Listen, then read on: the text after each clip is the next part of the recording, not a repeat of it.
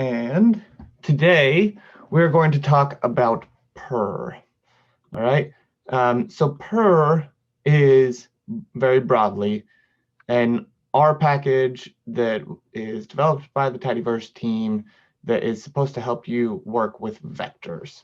And it's a package that I would say, um, myself included, uh, people tend to have a little bit of skepticism about if they're very familiar with like base R looping and things. So you might hear some skepticism around it. And I understand that, and I'll show you sort of why that skepticism exists as we go through. But I have come to absolutely love purrr. It's probably my favorite package of the Tidyverse because it just makes things it just makes things a lot easier to do quickly and fluently without having to write a whole bunch of code. But like everything basically in the Tidyverse, there are base equivalents that do the same thing of everything that we'll be talking about. Okay. All right. So our agenda, we're going to be thinking more about functional programming and what that two-word phrase even actually means. Okay. So I'll walk you through a very small example that isn't actually still totally the way that I would approach it, but I wanted to show you in a way that didn't use any content that we haven't gotten to yet. All right, so I just want to walk you through a quick example of one way to approach it, and then more of a functional programming approach to it. Okay, and then I'll introduce purrr, and we'll contrast it with the base functions that we learned last week. There will be a couple of different spots along here, quite a few actually, where I'll be asking you to follow along, or I'll have little challenges for you. So if you don't already, please do get RStudio running and get ready to go that way. Okay, so our learning objectives: understand how purrr map relates to lapply and for loops, but mostly lapply. I have 6 here. It's not really 6. I don't know where that came from. So I think that's a typo. There's basically 4 variants of purrr map. There are other ones, but there's 4 main ones, and we'll look at those. So we'll look at those variants, when you should use those variants, and when they'll fail.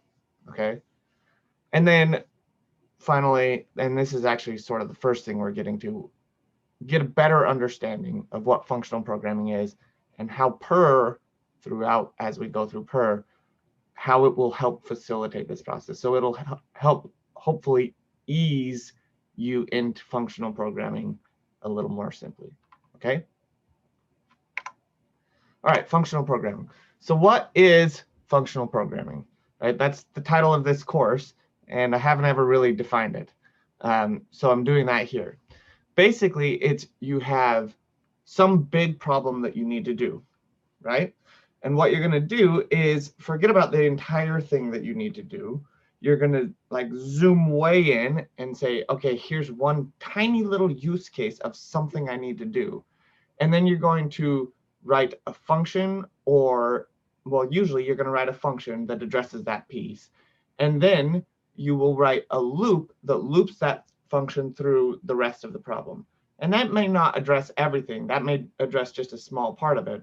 But then you'll go to a different part and solve that little piece by writing another function for it, right? And then you may do that again and again and again. And then you might start to create these functions that are sort of higher level. So that base level is like addressing these really specific little problems. And then a level up from that, it might call a couple of those functions that you had from down below. So it's like a function built from your own functions that you've created. And then finally, maybe one more function on top of that that calls a couple of those ones. And then so you have this like nested tree of functions that you've written. And then finally, you get to the point where you have usually just one function that you're going to loop through some big problem, and it's going to solve the whole thing for you. Okay, so it's really an efficient way of working because it allows you to sort of corner off little small pieces of the problem and just focus there, address those problems, fix it, like get it so it works there, and then sort of build up until you can solve the whole thing maybe for one piece of the thing, and then you just loop that through everything. So that's the sort of spirit of functional programming. Okay, so here's a quick example. All right, I have loaded the tidyverse and I'm working with this MPG data set. You are free to follow along on this part if you want, and if not, that's totally fine too. I will just sort of talk you through it. Okay, so let's say we want to calculate the top manufacturers. All right, so we first are going to just subset our data to only 4 cylinders, because this is probably, like, let's just imagine this is a problem that we want to address for all cylinders. Okay, so we want to do this for each cylinder uniquely. So I'm just going to start out by trying to solve this for one set of cylinders, 4 cylinders. Okay, so this is like how I've started to narrow down the problem. Okay, so I create this object called 4cyl, which is, I'm just filtering the MPG data set where cyl is equal to 4. Okay, now we're going to filter for cases where the city miles per gallon is in the top 10%. Okay, so greater than or equal to the 90th percentile. Okay, so I have 4cyl. I'm going to filter where city is greater than or equal to this quantile. Okay, and that quantile is based on the city miles per gallon, where the probability is 0.9.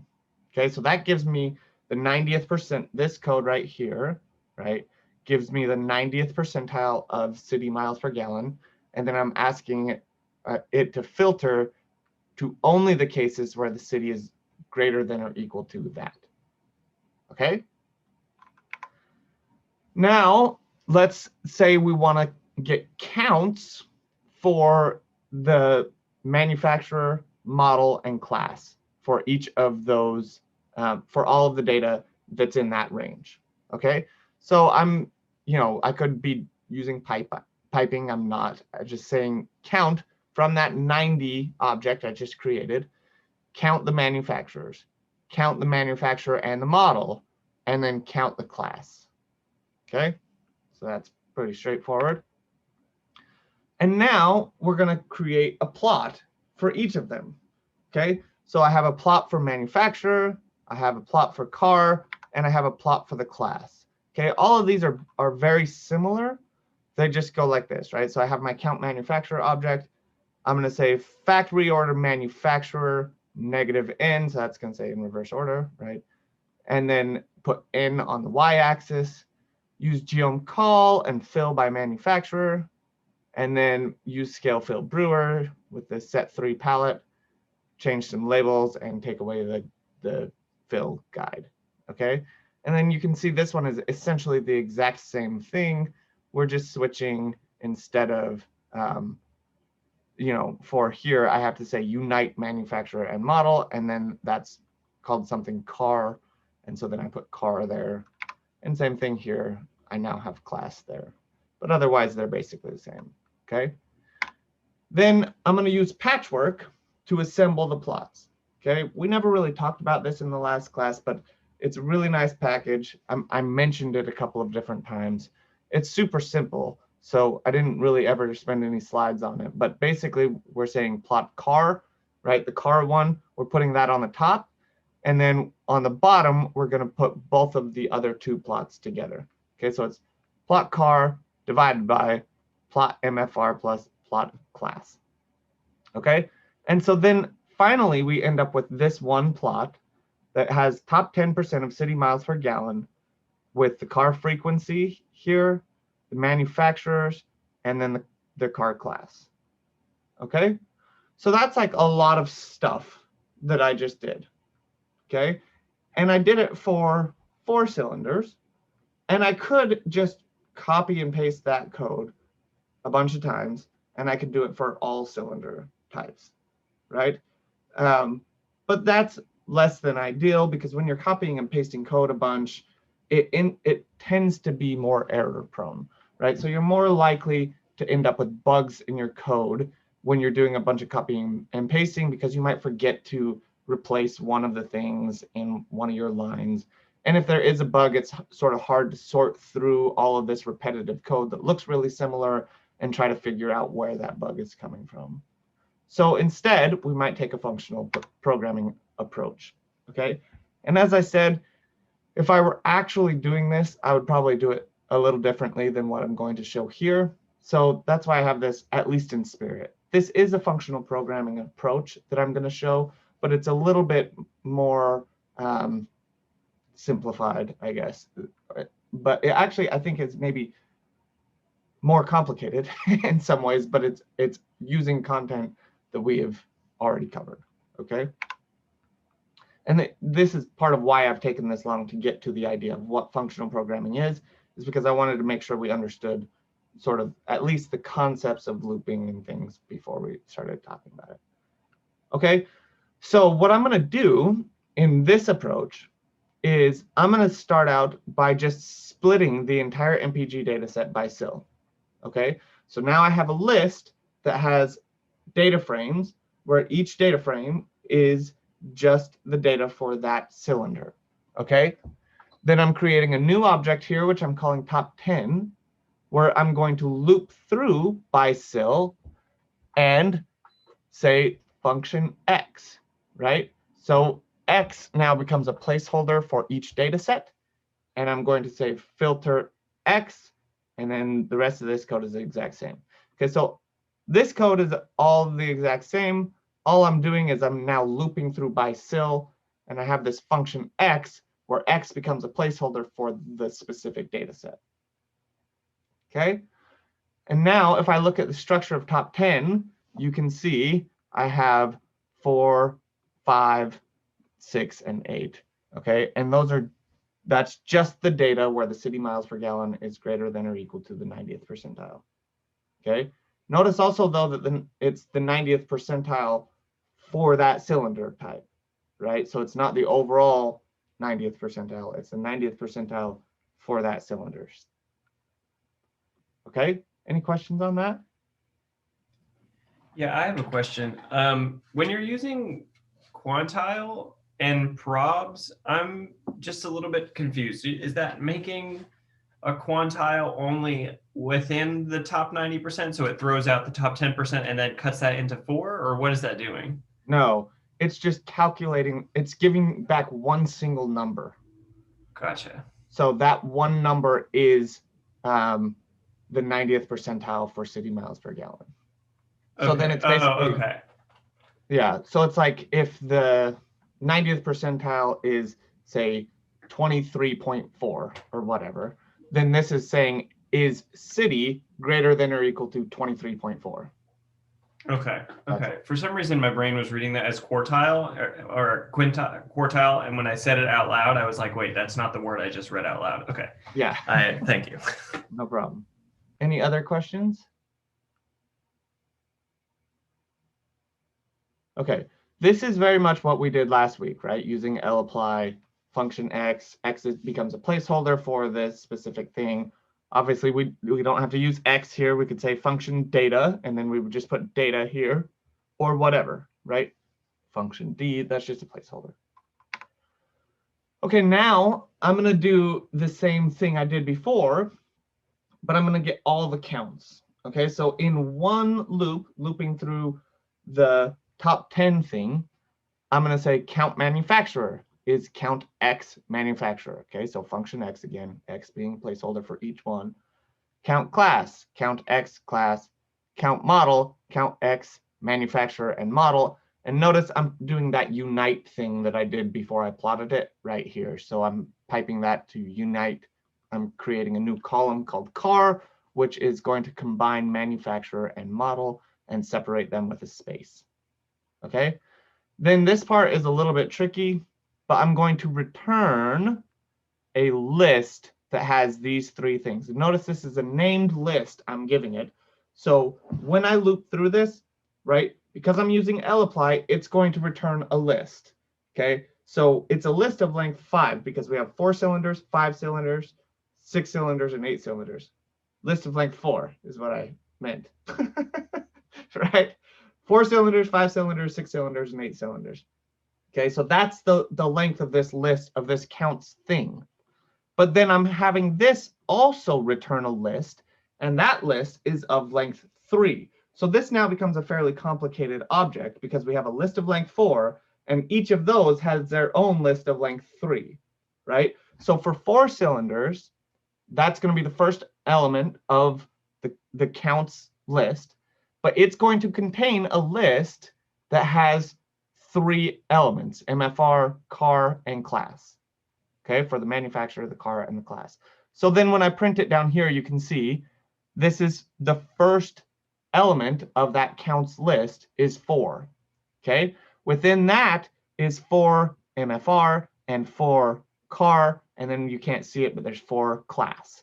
Okay, then we would go 5, and then that would have 5 MFR, 5 car, 5 class. Does that make sense? Then we go 6 and then 8, and it's the same structure each time. So now we have a nested list, which is a little bit complicated, and this is actually kind of where I would say this is not actually how I would probably do it, but it works, and it's one way we could do this, okay, using just the stuff we've talked about so far. All right, now we are getting to a little bit of content that we haven't talked about so far, but that's okay. I just needed to do this because I didn't want to, well, I guess I didn't have to do this. There are other ways that we could do this just by looping again. But most of the time, when you're doing functional programming, you will end up writing your own functions as well. Okay, so I have a small example here where I'm writing a function, and I know we haven't talked about writing functions yet. And so if this is super confusing, don't worry about it. We're going to get to that later. Part of what makes this complicated is this concept called non-standard evaluation. All right, and that is what allows you to pass column names to data or to data frames throughout the tidyverse without actually having to wrap things in quotes. Just being able to pass a bare column name, that's part of non-standard evaluation, which is a very complicated topic. But that's why we have this bang bang sim thing, okay? But what I'm basically doing is I have counts df, right? My counts data frame. So this is like for 4 cylinders, 5 cylinders, whatever. And I'm going to grab the name of that thing, okay? So if I go back here, the name is going to be like MFR, car, or class, okay? I'm going to grab the name of that here. And then I'm going to say, okay, create a plot from that counts data frame where I'm going to factory order and then just basically ignore this part according to that column in -n. Okay, so this is going to be manufacturer, car, or class. Okay, and then the rest of this is basically the same. We're going to fill according to the variable, whatever it is. The last part is just if the var equals car, then I'm going to add a title and put the subtitle as the var. Otherwise, with the rest of them, I'm just having the title be the var. Okay, so this is creating a function to create plots for us. It's not creating any plots. It's just a function for us to do that. Okay, so now I can test that function. And when we get to writing functions, this is exactly what I'll have you do. You'll write a function, and then you test it out a couple of times. Okay, so I have that counts data frame. I'm limiting it to only the four cylinders. And then I'm saying, okay, give me the MFR column, or MFR, not column, MFR data frame element of that 4-cylinder list. Okay, so again, 4 is going to have MFR, class, and car. And so I'm calling MFR here, and I get this plot, which is what I would expect. Okay, I can do it the same thing, but this time I'm doing it for 8 cylinders for car. And notice I tested car because car has that condition on it where I want it to add this top 10% of city MPG on there. So that works too. So good. We're in good shape. All right. There's just another example, count 6 class. All right. Now I'm going to write another function that compiles these plots into that one single plot that I want. Okay, so I have function L, which is my list, and I'm just going to say counts plot, my function I wrote just a second ago, for L car divided by counts plot for L MFR plus counts plot for L class. Okay, so this is, again, this part is basically just the exact patchwork code I had before, but a tiny bit more complicated because of how I'm having to subset the list. Okay, but this is nice because now I can do something like this. Full plot on counts 1, and I get all 3 plots put together in a single plot. Okay, so you can probably see where this is going at this point now. I can just finish up by saying lapply counts, my full counts list, apply the function full plots. So that full plots is operating on the full cylinder list, right? That has that MFR class and car. And so for each element of that counts list, I'm going to apply that function full plots, and then I get each plot. Okay, so this is for 4 cylinders, 5 cylinders, 6 cylinders, and 8 cylinders. And then we're done. Okay, so this is, again, I know this was very fast, and there's parts of this that probably are not super clear. But what I'm hoping that you will take away from this is, if that's what you want to do, right? Like you want to create these different plots like this, and you want it to be standardized, so you're doing this for each cylinder type. And again, like the example itself is sort of like a little bit silly because we're just looping across cylinder types. But this is super common where you might do something like this where you're looping across, doing something for, let's say, every single school in your sample, and you've got 512 schools in your sample, right? If you want to do something like that, then copying and pasting is going to be borderline impossible, right? I mean, it's not going to be impossible, but it's going to be an absolute mess. Whereas if you take a functional programming approach like this, then it actually makes no difference whether there's 5 schools or 5,000 schools, right? The code is going to be the exact same. And that's going to be more error-proof, and it's just going to be much more efficient. Okay? Questions on that?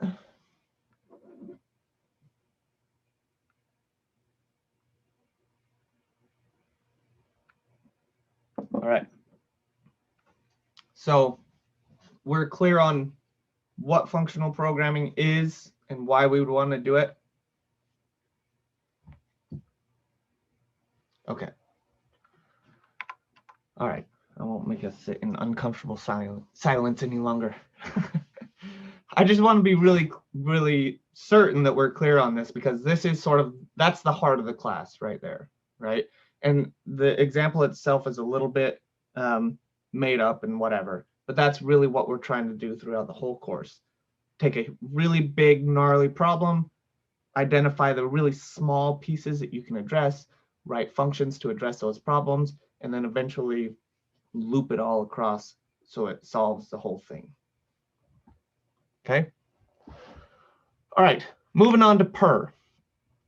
Purrr is like lapply in that the functions within purrr are functionals. Okay, so if this is the definition from a book, a functional is a function that takes a function as an input and returns a vector as output.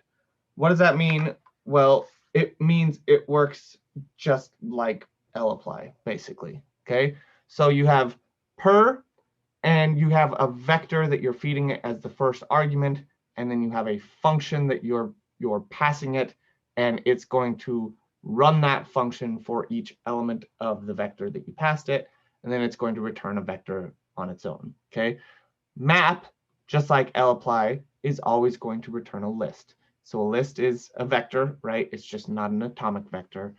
And so in this case, I'm saying map 1 to 3 R norm, which the first argument to R norm is how many samples to draw from a random normal distribution, right? And so we get 1 observation, 2 observations, and 3 observations. okay? And that's just randomly drawn from a random normal distribution. Graphically, it looks like this, and you can see it's kind of cut off here, but you have some atomic, well, it's not cut off, the title thing just goes over it. You have some atomic vector, or it doesn't even have to be an atomic. In fact, most of the time, well, I wouldn't say, a lot of the time, it's not an atomic vector. A lot of the time, you have a list that you're passing here too, okay? But you have some sort of vector that you're passing to map, and then you have some function that you want to apply to each element of the vector, okay? And then that's the syntax you supply, and this is how the syntax ends up working, right? It takes f and it wraps it around each element of it, and then you get the output for each element of that as your output. So whatever the length of this is, if you're using map, whatever the length of this vector is, will be the length of your output, which is the same as lapply, right? So if this is 4, my output is going to be 4. And each of the elements of that output might vary in length, just as we saw back here, right? The length of this is 3. The length of my output is 1, 2, 3. But the length of the thing within the output varies, right? This one is 1, this one is 2, and this one is 3. Okay?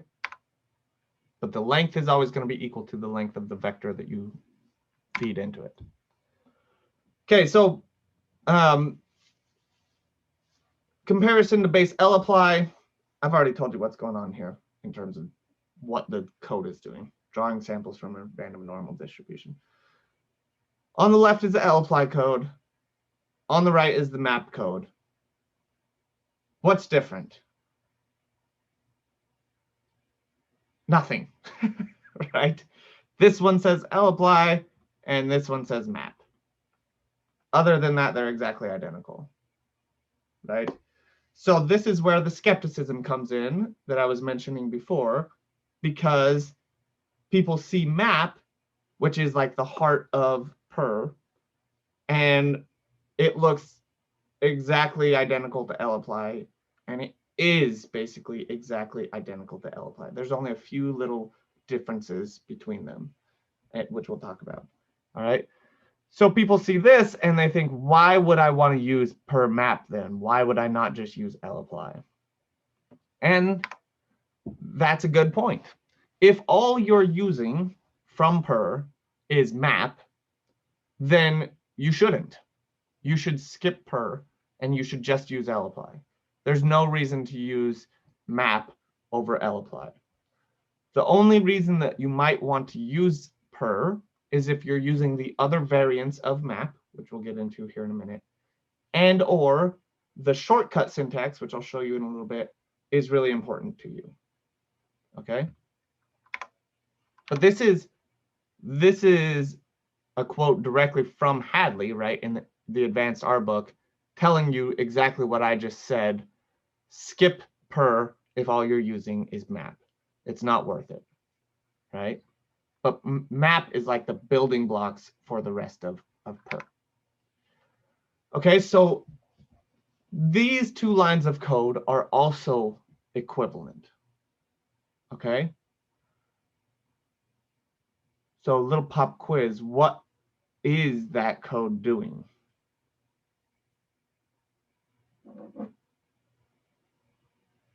Somebody be brave. What do you think that code is doing?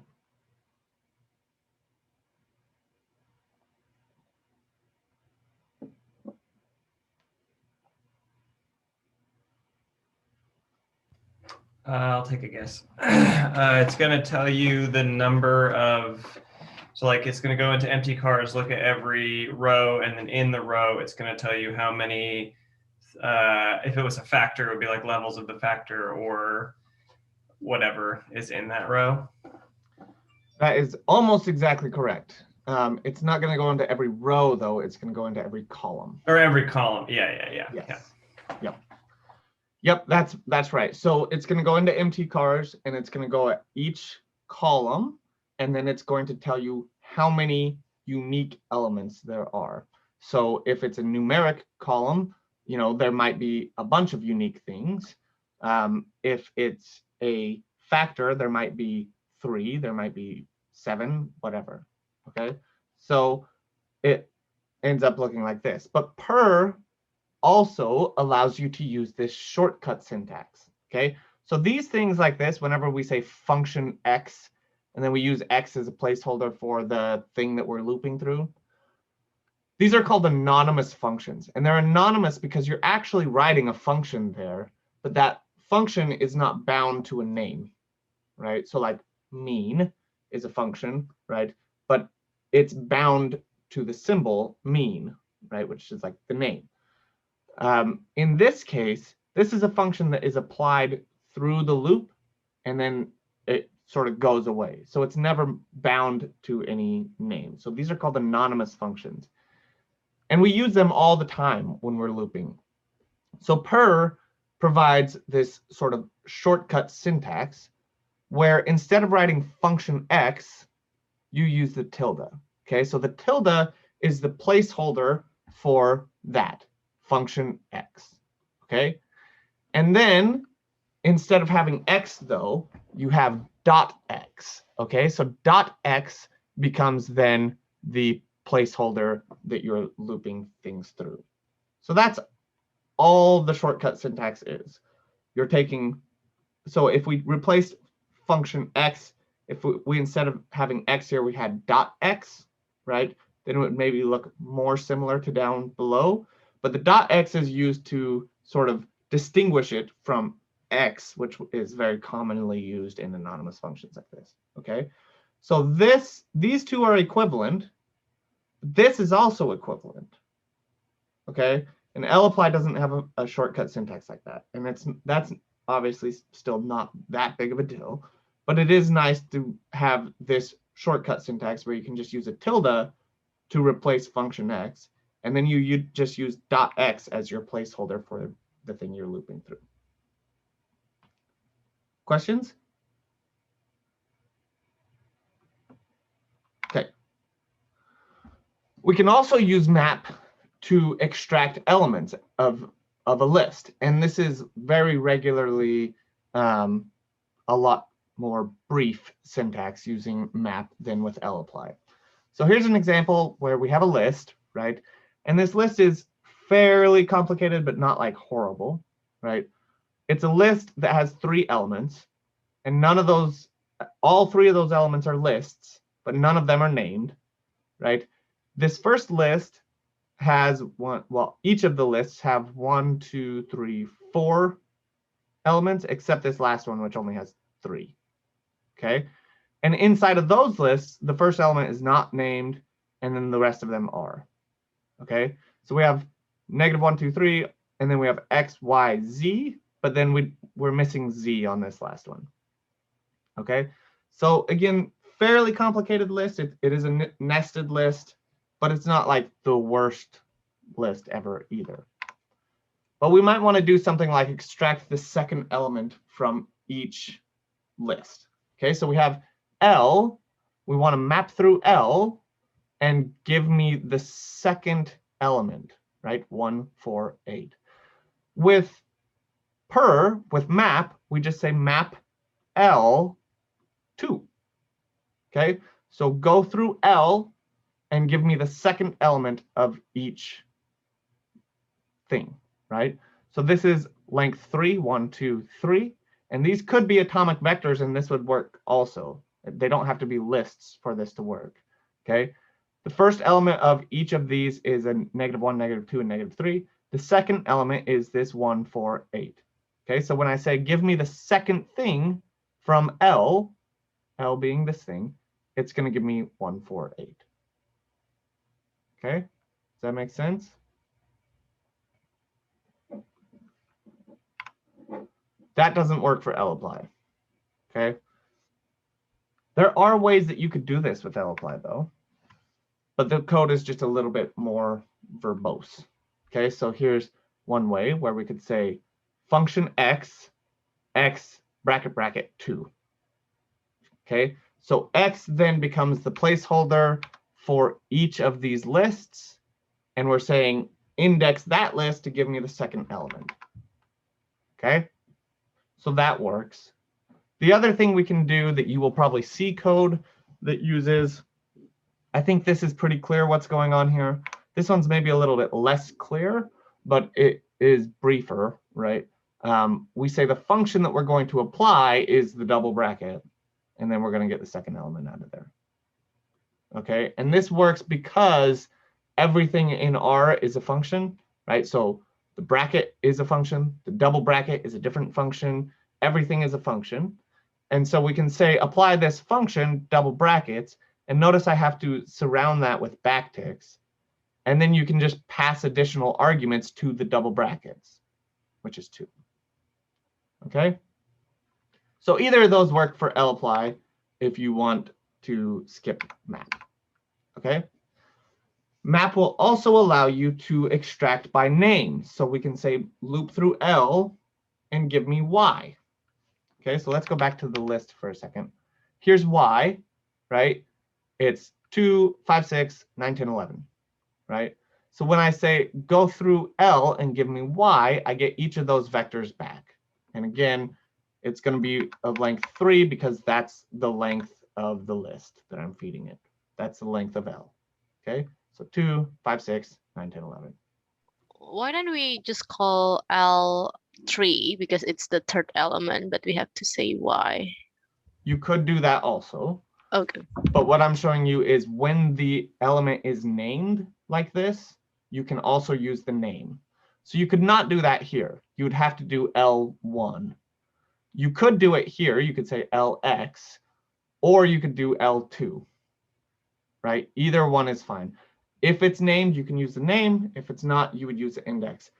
As a general rule of thumb, anytime you can use names, I would advocate for using names over indexing, because indexing tends to, like, the order of things tend to change a lot more regularly and by accident than things like names, right? Names generally don't change much.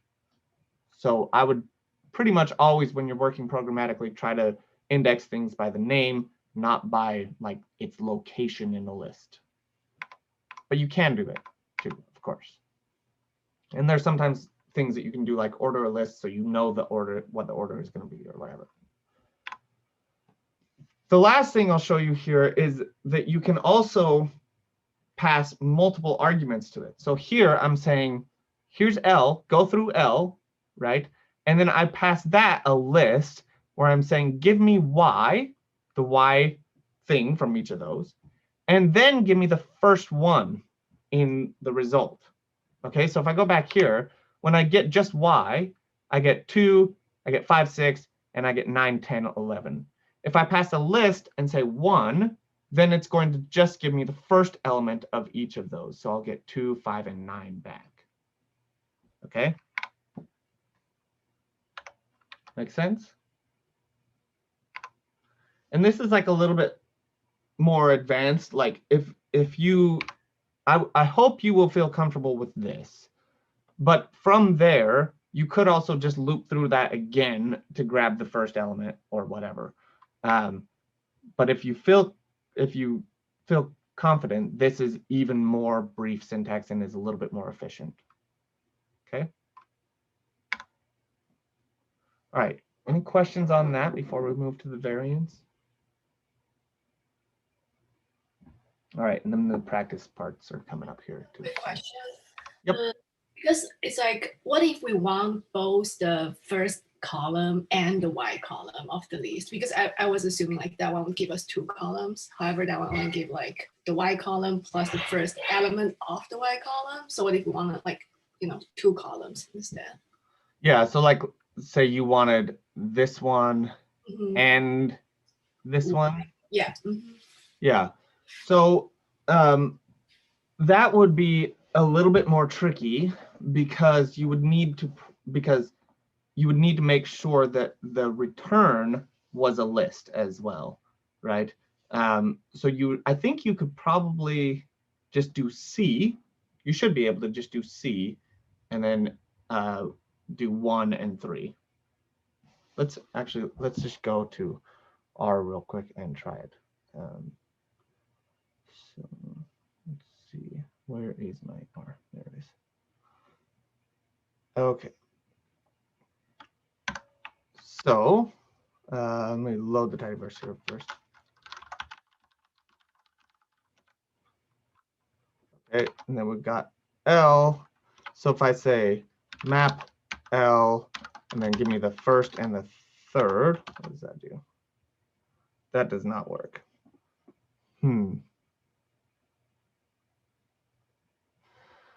Yeah, so I mean, I think the problem is this wouldn't work either, right? If we did this and then we said, like, yeah, the problem is that they're different lengths. You know what I mean? So it would have to be like, let's see. I think you would have to do something like this, where you'd say dot w3p1. That's going to be the same thing. That's not going to work either. Oh, that did work. Yeah, okay. So I mean that works. I'm not sure why the other one doesn't work then, if that one does. But you can see the output is a little more complicated because now it's a nested list, because that's the only way it can return it, because this is of length 1, this one's of length 1, that's good. But this one's of length 1 and this one's of length 2. So each time it has to store them in a list. That's helpful. Thank you. Any other questions? Okay.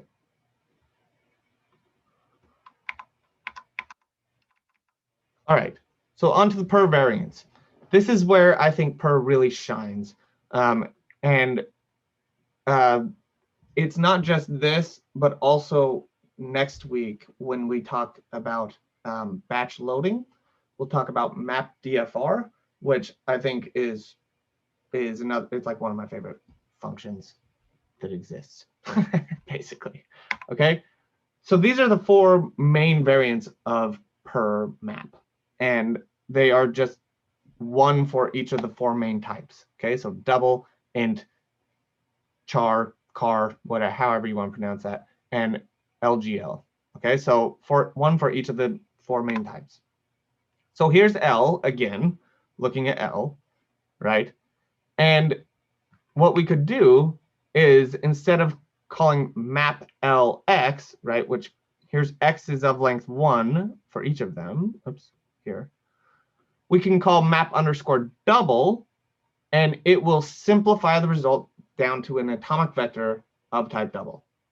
Okay, it will not ever change the dimension. So if you call map double, you're going to get an atomic vector back. You're never going to get a matrix.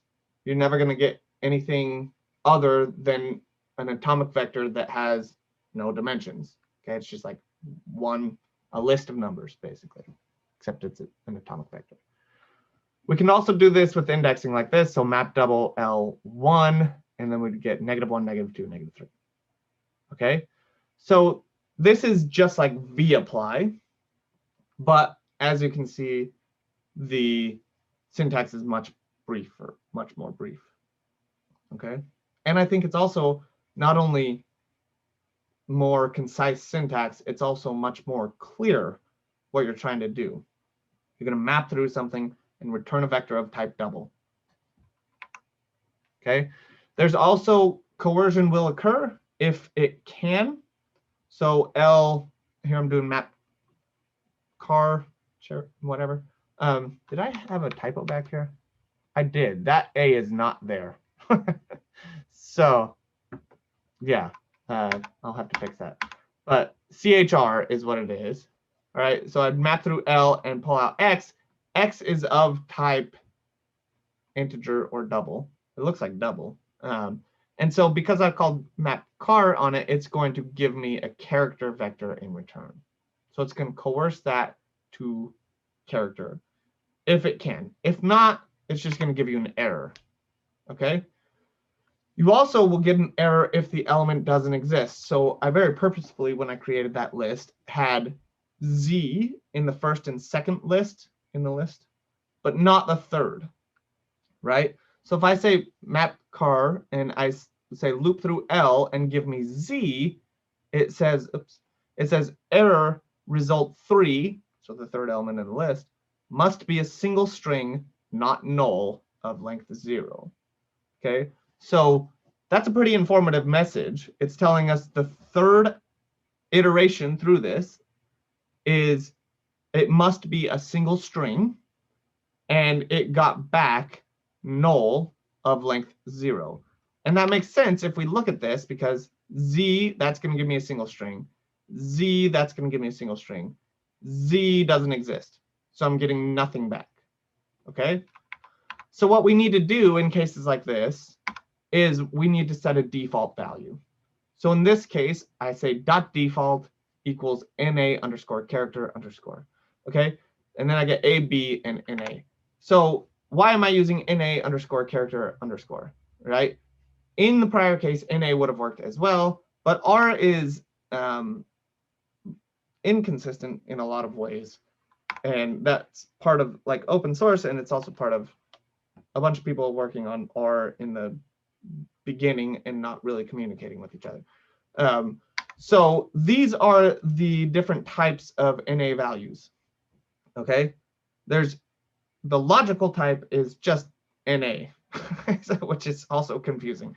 It seems like it should be NA underscore LGL underscore or something like that, but that's not the case. And I say it's inconsistent because for double, it's NA underscore real, which is like another.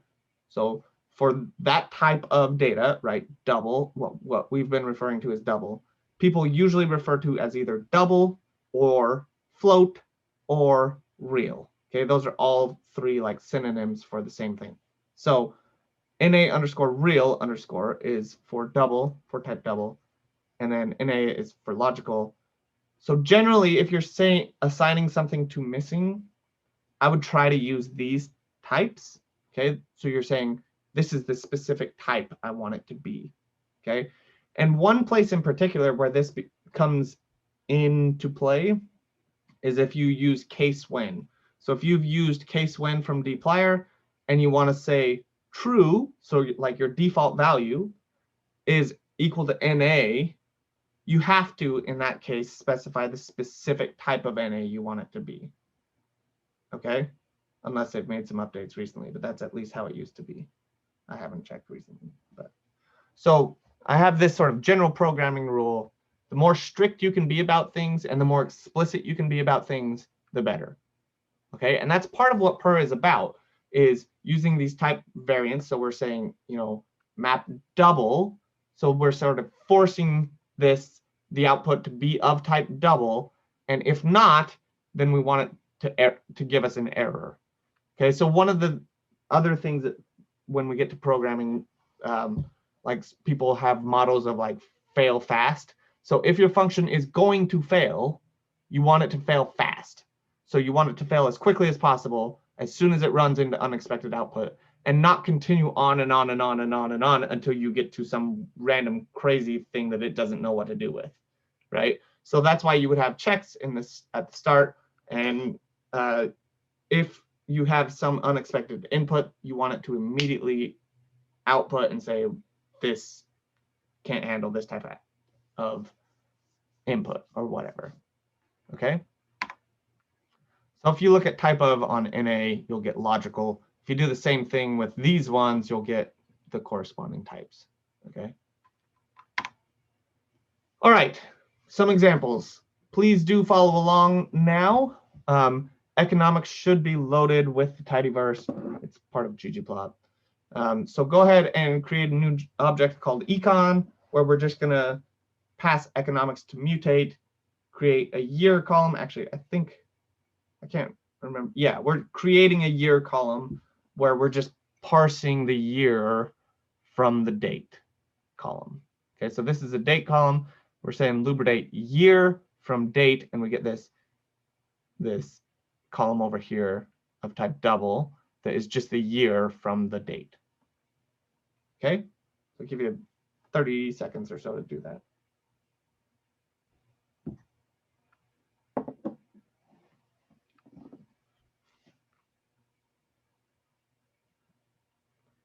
And then once you have that done, please give me a thumbs up emoji on the screen so I know where we're at.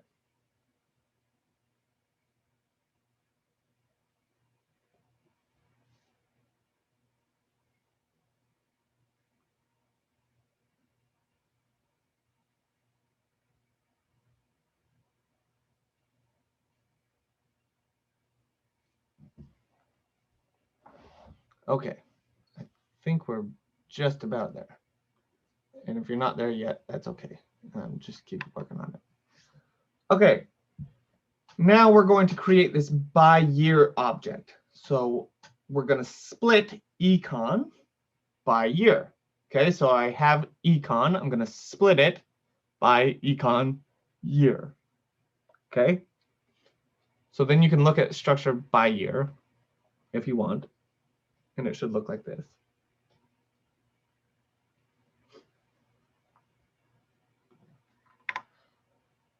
And now we get to the challenging part. We're going to fit a simple model to each year. Okay, so we'll discuss a more elegant way of doing this next week. And this is not generally statistically the best way to approach this problem, but it is actually, it can be good for some model diagnostic stuff and that sort of thing. And it's generally a good illustration, and there are lots of times when this approach will work, even if this particular example is a little bit artificial.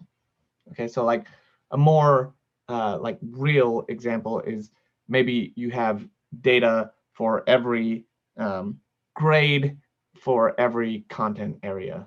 That would be something I would have, right? And I need to conduct analyses separately for each of those. So there, for every grade, there might be 4 analyses I want to do, and then there's 6 grades, so there's 24 total analyses I want to do, right?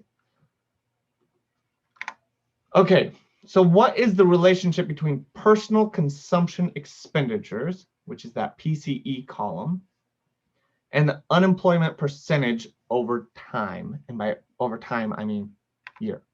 Okay, so the problem to start is we don't have the percentage. So we're going to compute it. Okay, so I would like you to try first using that by year object, try to loop through it and compute a new column for each data frame where you're calculating the percentage. So it's just the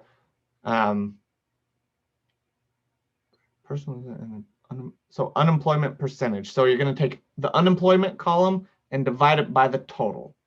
Okay, so I'm giving you 4 minutes. Go ahead and try to do this.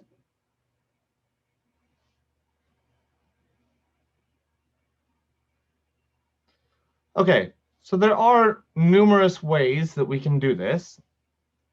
The way that I chose to do it is like this. Okay, so here I'm creating this perk object, which is like percent, right?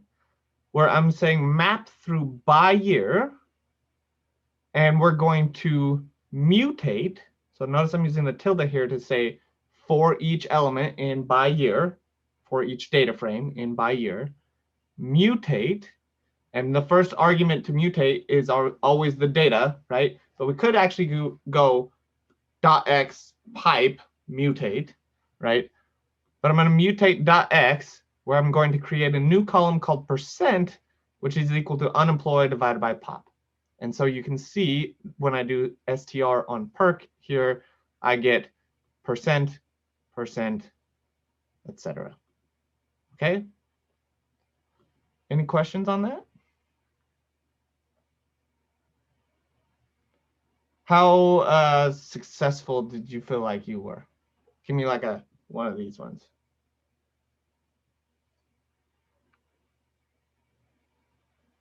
Okay. All right. Thank you. Okay. Now I'm going to give you 3 minutes this time. Fit a model like this. So this is the code, right, that I'm asking you to use to fit each model. Okay, so this is what you need to loop through.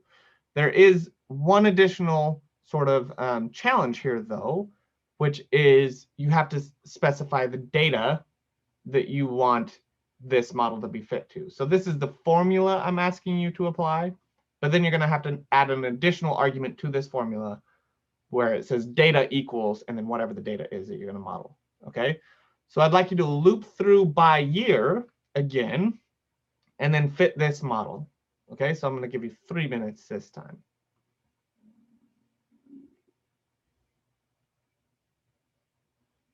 Okay. Give me some sort of emoji or thumbs up or something on how successful you felt that time.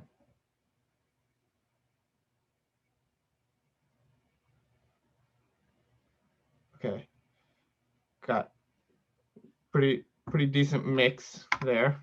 If you're not feeling super comfortable at this point, that's okay. All right.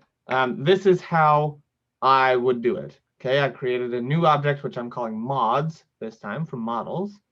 And I'm going to map through that perk object I created before and say tilde. So this is my placeholder for function x, basically. And then lm, this is just the code I gave you before. But then comma, data equals dot x.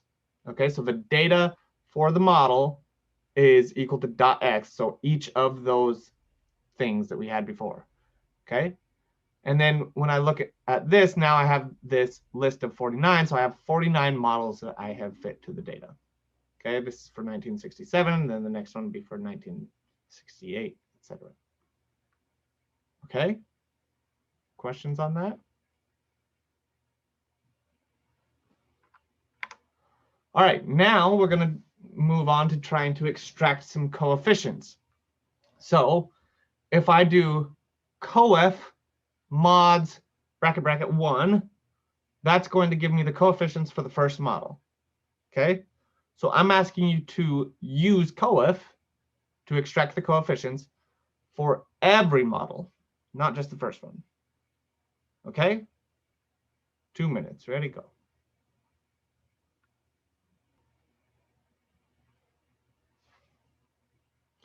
All right, this is one of those ones where if you struggled with it, it'll probably be like, once you see it, it's like, oh, yeah, that makes sense. But it's a little bit confusing because this code says mods bracket bracket 1. So like a super common thing would be to say, okay, well, I'm going to put a tilde before that, and then I'm going to put dot x right there where that 1 is. But that's not what we're going to do, because when we're looping, it's already going inside of each of the elements of the list. So it's doing the 1, 2, 3 thing for us. So all we're going to do is say, I'm creating a new object here called coefs. I'm going to map through mods and apply the function coef. That's it. Okay, so that coef function is going to be applied to each element of mods as it goes through. Okay, this code here is just saying, give me the first, second, and last elements of coef. And you can see each time, here's 1967, 68, and 2015. There's the coefficients for all of those models. Questions on that?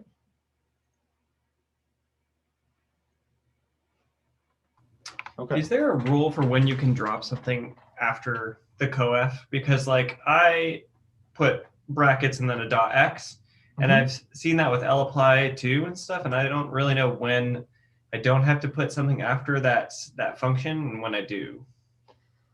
So do you mean like you used tilde coef like this and then dot x on the inside? Yeah.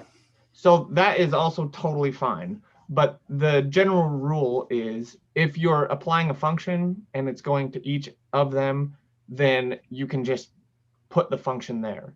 And actually, if you wanted to add additional arguments, that can go into the dot, dot, dot. So you can just do comma and then put additional arguments that go to coef.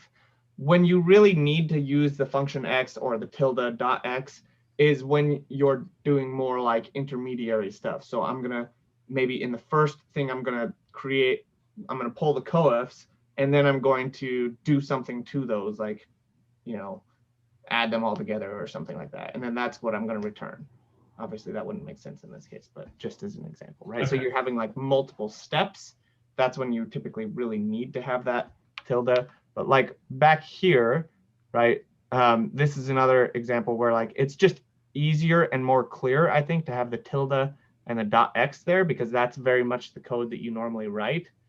But like you could actually just have lm, lm is the argument you're going to apply, comma, and then put the formula after that, and that would work. Interesting. As well. Okay. Okay. Any other questions? Okay. Last thing, basically the last thing that I'm going to have you try to do is try to extract the slope. Okay, so when we look back here, this is the intercept each time, right? This second one is the slope. So PCE is the slope. So extract the coefficient for PCE for all models. Okay? 2 minutes.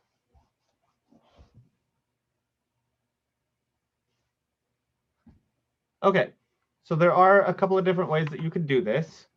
This is the way I did it. Map double, coefs 2.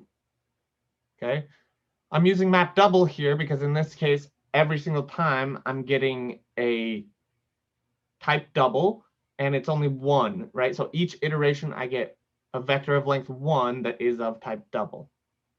Okay, and so then I have, when I say slopes, I have just this atomic vector of type double of every slope, and it's a named vector too, which is nice, right?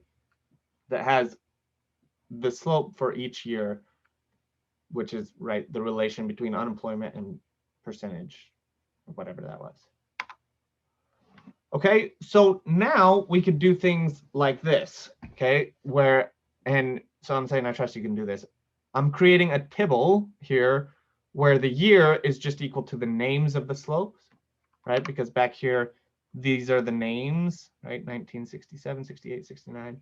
So that's the names, and then slope is equal to slopes. Okay, so now I have this data frame, which I'm calling relation, and then I'm saying, okay, plot relation where I have slope on the x-axis, and then give me a histogram where I change the color in the fill. Okay, and I end up with something like that. So you can see just by looking at this, you've got one in particular that's a pretty extreme outlier. So you might want to look at that. Maybe it's a sample size issue. Maybe it's just something really weird that happened in that year, right?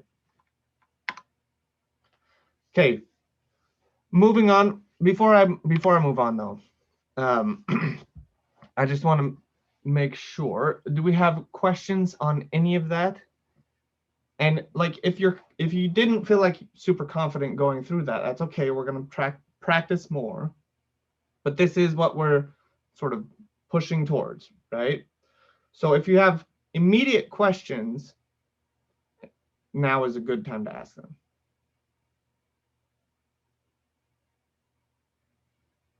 Okay.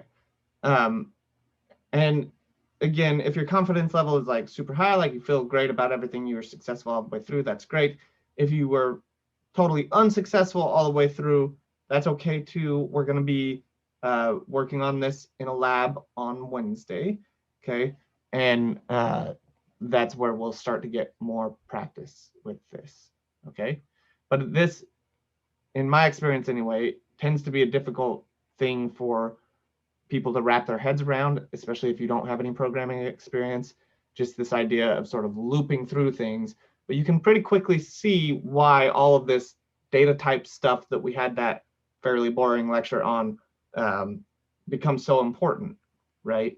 You really need to know the type of data that you're dealing with when you're looping, and you need to know how to index a list and pull out the things that you're wanting to pull out. And lists versus atomic vectors too. Okay, we could have also done everything we did previously all through piping, okay? Because the way piping works, right, is it just takes the result of the previous thing and puts it as the first argument for the next thing.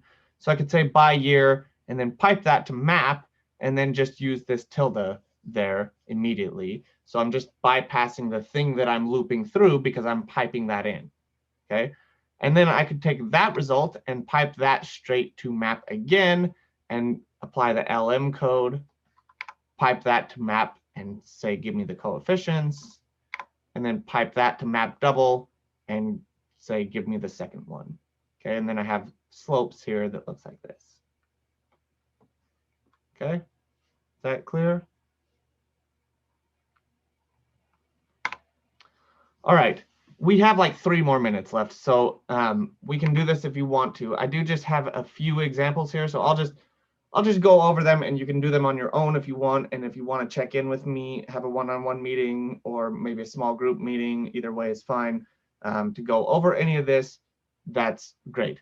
If you're not feeling super confident with this so far, so we've gone through this little practice session, if you just nailed it all and you feel great, then don't worry about this, right? Don't waste your time.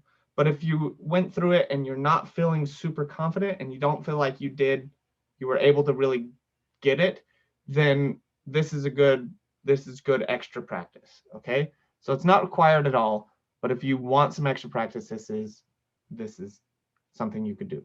Okay, so first is fairly straightforward. Compute the standard deviation for every column in MT-cars. The second one, copy and run the following code to obtain 50 bootstrap samples. Okay, so I'm just saying copy and run this.